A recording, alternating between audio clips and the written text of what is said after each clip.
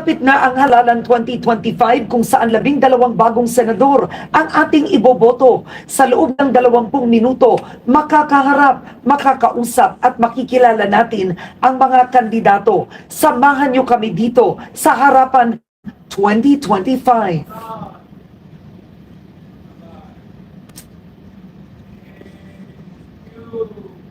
Ako po si Karen Davila. Napapanood nyo kami ngayon sa ABS-CBN News YouTube channel. Makakasama natin ngayon isang personalidad na dating malapit sa Marcos administration.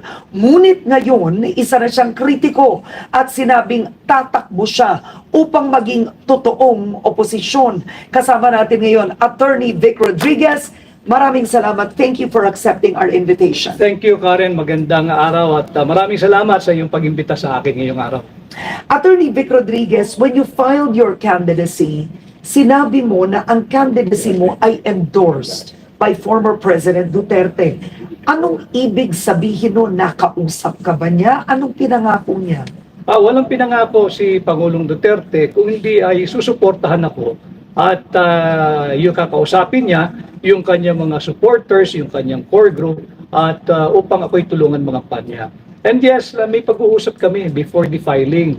At mga 3-4 na beses kami nag-usap because initially, sabi niya, Vic, tumakbo kang senador.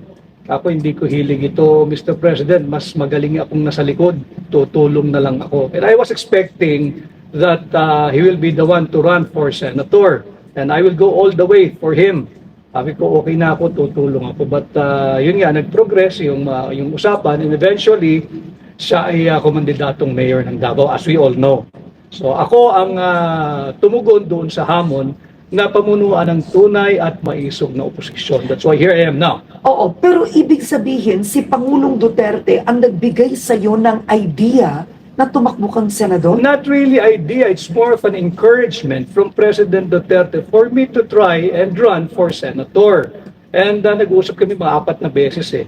At sabi ko lang sa kanya, pag-isipan ko, Mr. President. Sabi niya, sige, tama naman yan, huwag kang magmadali, pero huwag din masyadong matagal. Dahil kinakailangan ka ng mapakilala, dahil kilala ka naman, pero hindi bilang kandidato. Okay. Attorney Rodriguez, sumikat ka bilang spokesperson, abogado ni Pangulong Bongbong Marcos. Buong kampanya, ikaw ang kinakausap ng lahat. May libro ka nga ang nakalagay, Kingmaker. Kabilang ka behind the scenes sa campaign. Isn't this absolute betrayal from Marcos ngayon na kay Duterte ka na? Magandang tanong yan, Karen. I have always been Duterte Marcos. And noong 2022, Marcos Duterte. At hanggang sa ngayon, magkasama kami ni Duterte. Ang nawala yung Marcos. Yan ang dapat mapaliwanag nila. Kami ni Duterte magkasama pa rin hanggang ngayon. Ano ba nangyari? Hindi ka lumabas noon, hindi ka nagpaliwanag. Bilang Executive Secretary, you were the shortest Executive Secretary in history, 79 days in office. You were forced to resign. Tapos hindi ka naman naging Presidential Chief of Staff. What really happened? Bakit ka natanggal? I think the shortest na naging ESIC, former ESN Senator Ed Angara during the time of President Erap. Kasi abbreviated yung term ni Pangulong Estrada eh. And ako ay inappoint bilang Presidential Chief of Staff after my stint as Executive Secretary. But sa tingin ko nga noon, hindi na untenable na yung sitwasyon namin sa Malacanang. Kaya hindi ko na kailangan yan. Bakit sino ba kaaway mo doon? Yung mga gustong maging Pangulo pero hindi naman binoto ng tao. Yung mga astang Pangulo, wala namang mandato. Marami ron sa Malacanang. At alam naman ng taong bayan who I'm referring to. At hindi lang isang tao yan.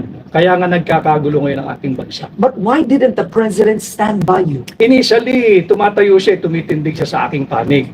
Pero eventually, bumigay, wala na tayong magagawa ron.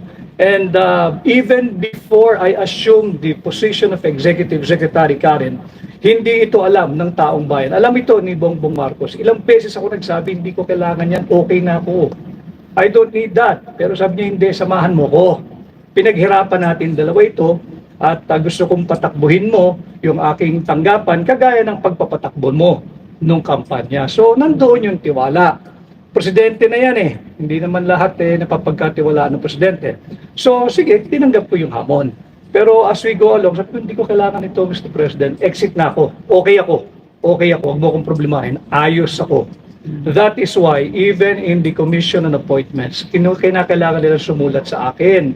Hinihingi yung documents ko. At yun, nag-meeting din kami ni Bongbong Marcos doon sa kanyang private office. Sabi, ba't wala kang dokumento? Hindi ako upo dyan. Hindi ako magpapa sa ilalim sa CA. Ambush yan. But why did you become a critic of the president? Pwede namang nag-resign ka, tumahimik si Attorney Vic Rodriguez, sinaportahan mo on the side, bakit ngayon napaka-active critic mo? Ang sinasabi ng ilan, porket wala lang sa posisyon, eto na siya, kritiko na. Hindi ko kailangan ng posisyon, Karen. Ako nga yung lumayo sa posisyon eh. Tanungin mo ang sambayan ng Pilipino. Kung ilan ang kayang gumawa ng ginawa ko. I walk away from being DES. Meron akong appointment as the Presidential Chief of Staff. Meron ba talaga Pirmado yun? Meron, nasa libro ko. Because sinabi nila na walang ganun. Hindi, pirmado ni Bongbong Marcos yun. Alam niya yun.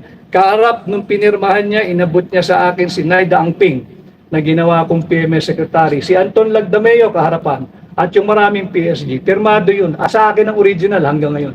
At ready ako ipakita yan. So Kahit saan po. why did you have to be a critic? Yun ang tanong ng ilan. Sapagkat nakakaya ka rin eh. Ikaw na rin nagsabi, ako lahat ang kinakausap ng tao. Ako yung nakaharap. Mukha ko yung nandoon, salita ko yung nandoon. Tapos iba na ginagawa nung taong ikinampanya ko ng mabuti at tinakilik naman ng tao. Hindi ito yung aming pinag-usapan. Hindi yung ganitong uri ng pamumuno ang aming napag-usapan.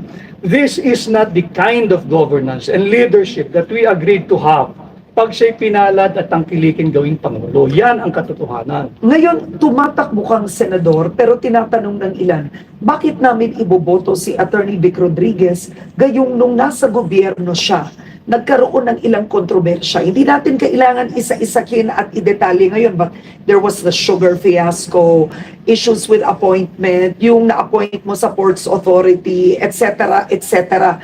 Ang tinasabi ng ilan, pumalpak nga siya doon, ba't ngayon senador pa?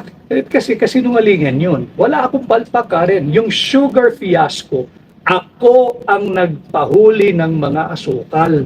At dito sa programa mo, daming nanonood dito, kung merong makakapagpakita ng dokumento na pinirmahan ko, yung sugar order number 3, ay sa iyong programa, Karen, exclusive mo ito, I will withdraw my candidacy for senator. At yung appointments for sale, hanggang ngayon, hindi ako sumailalim at isiniilalim sa kahit anong investigation. Wala ako ni isang kasong administratibo, civil, at best criminal. Wala. So lahat ito'y paninira. Balikan ko lang yung sa Ports Authority na sinasabi nilang bayaw ko. Si Ginoong Chet Pastrana nakilala ko lang nung kampanya. At kaya pinagkatiwalaan namin tagadala ng pera para sa mga watchers. At hindi ko bayaw yan. At baka magduda ang asawa ko na meron pa akong ibang pinakasalan pag nagpatuloy yung chismis na bayaw ko si Chet. Yun ang aming biruan ni Chet. Ay hindi ko kaano-ano si Chet. So, Yan ang katotohanan. ang sinasabi nyo ngayon ay what you're saying is you were unfairly treated, judged, accused. Absolutely. Because maraming sumama na lang nung panalo na kami doon sa kampanya na gusto nila business as usual. Iba na dapat yung direksyon namin, yung napag-usapan namin ni Bongbong Marcos eh. Wala kaming kasama noon, Karen. Alam kong alam mo, walang gustong sumama kay Bongbong Marcos matapos ang 2016. Kaming dalawa lang ang magkasama. Kahit nung siya'y nag-announce ang kandidatura, wala kaming mga branded names in politics. At nung mananalo na, nandyan na yung mga Johnny come lately at ang gusto, sila pa ang una sa pila. Hindi ako pumayag. Bakit? Ang kasama namin, ordinaryong tao eh.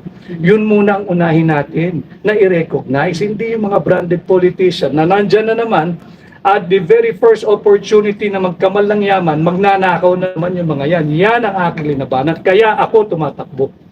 Hindi ba masakit ito sa iyo personally in your book? Sinulat mo doon na namatay ang iyong nanay. At ni hindi nagbigay ng condolence, hindi nagbigay ng kahit anuman. na message, bulaklak ang Pangulong Marcos. This is correct, no? Tama yan. Yeah.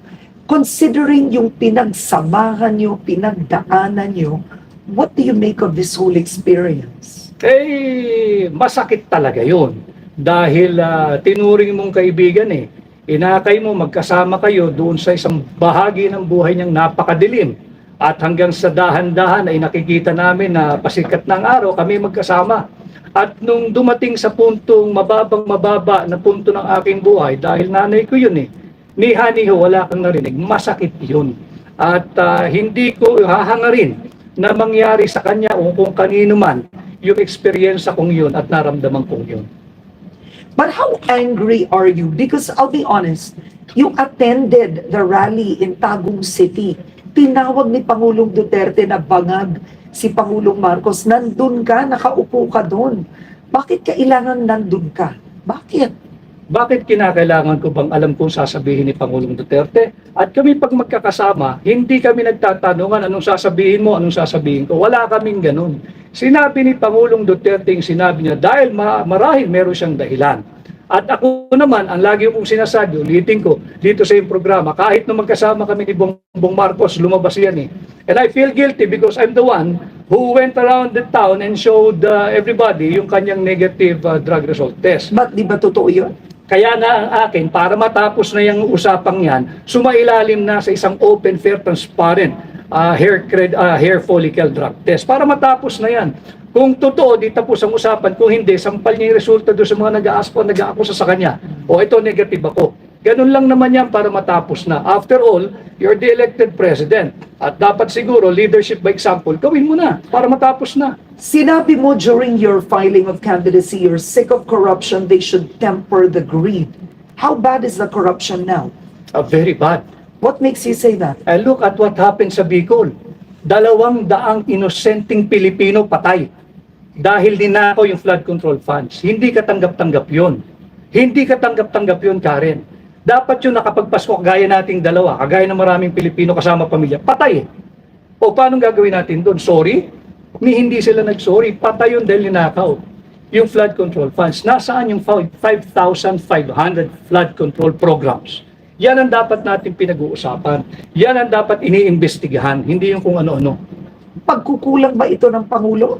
O siyempre, sa Pangulo Sa Pangulo At sa kanyang termino, magdadalawang taon pa lamang, ay 500 billion pesos na ang sinabing nagasta sa flood control programs. Nasaan? Nasaan? Yung sa Bicol na nalubog, bilyong-bilyong piso yun. Bakit nalubog? Okay, ngayon, hindi lang yun ang isyong pag-uusapan natin. Marami pang may init na usapin ang ating bansa at nais naming malaman ang pananaw nyo at paninindigan. May 10 tanong dito sa harapan nyo, pumili kayo ng 5, tapos ibibigay nyo sa akin, susubukan natin sa loob ng 6 na minuto, sasagutin nyo to. Okay, I have to choose the 5 now. You know, choose one and give it to me. Okay. One first. Okay, alright. Ano ang masasabi mo sa paggamit ng confidential funds ni Vice President Sara Duterte? Hindi lamang dapat yung kay Vice President Sara Duterte imbestigahan. Lahat ng gumagamit ng confidential funds, kung may iimbestigahan, lahat. Pero Hindi pwedeng tinanong, isa ang lang. tanong is about Sara Duterte. Yung paggastos niya ng confidential funds, sinabi niya hindi siya magpapaliwanag sa Kongreso. Tama ba yun? Tama, sapagkat binibigyan siya ng COA until January or February of this year to comply with documentation. Yung notice of disallowance, Karen, ito'y malaking kasinungalingan. Ang notice of disallowance ay hindi kasong kriminal. Hindi yun finding of guilt. Yun ay para remedyohan mo yung mga kulang na dokumentong pinapasumiti sa'yo. At binibigyan pa siya ng January or February of this year. Therefore, the investigation conducted by the House of Representatives, if at all, premature. Huwag mong pangunahan ng COA. Constitutional duty ng COA yan. Article 9, paragraph D, section 3. So, attorney, naniniwala kang walang maling paggamit si Vice President Sara Duterte sa confidential funds? Hindi pa dapat husgahan dahil mayroon pa siyang period to comply. So lahat ito premature. Let COA do its job. Huwag pakialaman ng Kongreso yung trabaho ng COA because it is not the core function of Congress to do the function of COA. Okay, next. Okay, next question. Pabor ka ba na gawing legal ang divorce sa Pilipinas? Hindi ako komportable diyan sa pagpapalegal ng gagawing legal ang O divorce. bakit? Ayaw mo yung salitang divorce? Sapagkat nandyan na yung annulment at yung legal separation. At sa tingin ko, sapat na yan. At again, on constitutional ground, mahirap naman basta lang tayong susuong sa divorce bill dahil malinaw na kinikilala ng ating saligang batas, Article 2, Section 12 of the Constitution. Pinapalakas kinikilala ang pagiging sagrado ng pamilya. In fact, it is treated as the basic autonomous social institution na dapat palakasin. So on constitutional ground, may reservation ako sa divorce bill. Next. Yan. Okay. Paano mapapahusay ang kalidad ng edukasyon ng Pilipinas? O siguro ang tanong na lang, magkomento ka sa edukasyon ng Pilipinas ngayon at sa pagbawas ng budget. Kulelat tayo, di ba? Kulelat tayo sa math, sa reading, sa science, at sa spelling.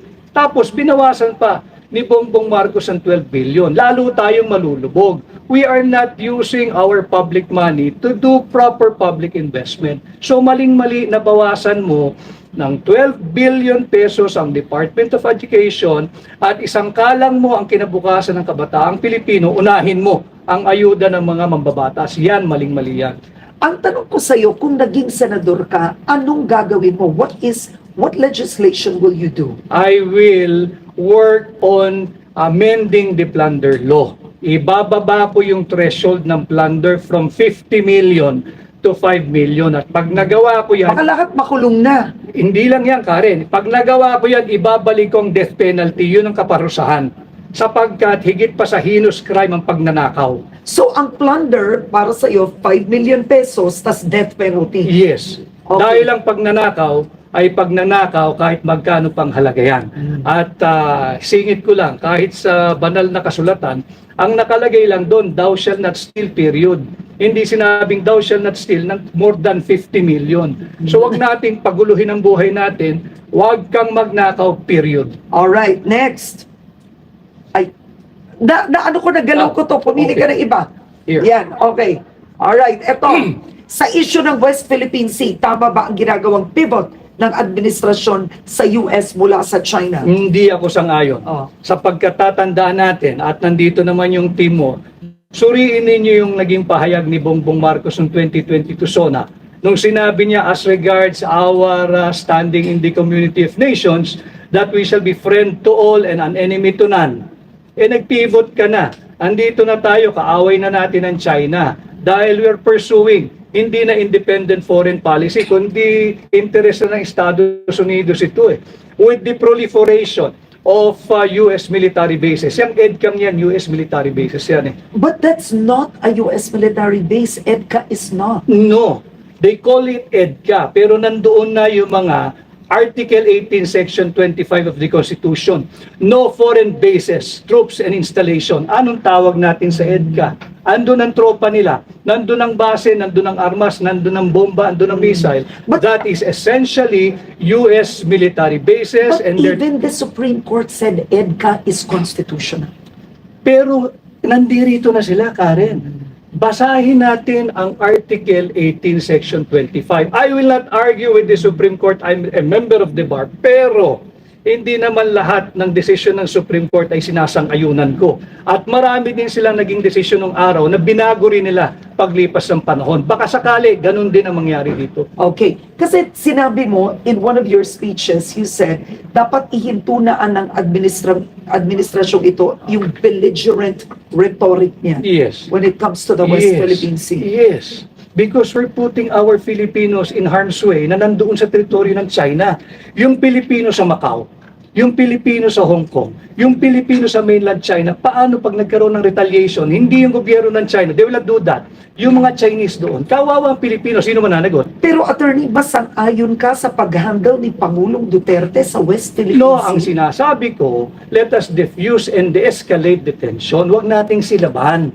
Sapagkat yung ginagawa ng mga matatapang na nagsasalita dyan sa gobyerno, that is even punishable under RPC Article 118, Karen. Okay. Alright. Bawal yan. Ang dami ko pa kasi gusto itanong sa inyo eh. Ayoko matapos itong 20 minutes. Kaya pa ba isa muna? Oh, yeah. Kaya pa ba isa? Very quickly lang. Eto, mabilis dapat. Solusyon sa mataas na presyo ng bilihin. Kampanya ni BBM, nandun ka, sabi nyo, ibababa nyo bigas, 20 pesos. Wala na kada ako kilo. dun eh. Wala na ako dun. Kasalanan niya yan. Sapagkat yung budget, sinimulan natin sa budget, talagang inflationary yung budget. Hindi ito developmental budget na dapat sinusulong ng lahat ng Pangulo.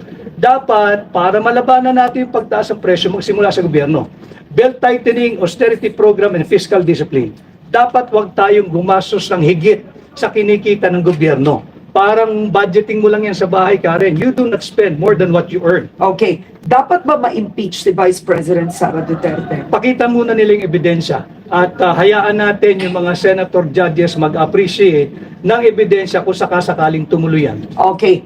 Last words. Bakit dapat iboto si Attorney Vic Rodriguez? Sapagkat ako'y lalaban sa korupsyon. At alam ko kung paano labanan ito, amendahan ko yung plunder law at pag na-amendahan ko yan, ibabalik ko ang death penalty. Sapagkat pagod na ang sambayan ng Pilipino sa korupsyon at nakita natin kung saan patungo ang ating bansa. Kawawa naman tayo. At yan ang Harapan 2025 kasama si Attorney Vic Rodriguez. Maraming salamat po sa inyo. Thank you, Karen.